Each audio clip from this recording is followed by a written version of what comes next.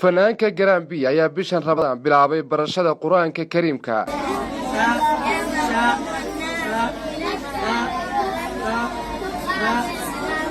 فنان موسى سعديان oo ku caana magaca Garambi waa fanaan siyaasi actor nin saameyn ku leh dalka Guinea waxa uu ka mid yahay fanaaninta ugu cad laf dhabartana waa dalka Guinea waxa uu dhashay sanadkii 1993 waxa la helay xanuun heart oo lafaha waxyeela fanaanka Garambi ayaa waxa uu sanadkii 2020 guursaday gabadh model ahayd qorshahooduna waxa uu ahaa in isla aqalgalaan bilowga sanadka 2021 balse waxa la sheegay in aqalgalkii kala kacay waa fanaan Soomaalidu aad ula socoto riwaayadihiisa xiisayso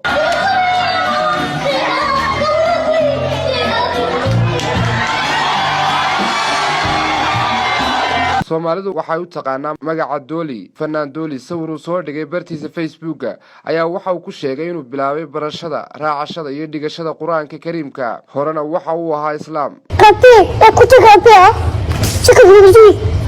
Cabdiraxmaan Yaasiin British Tan TV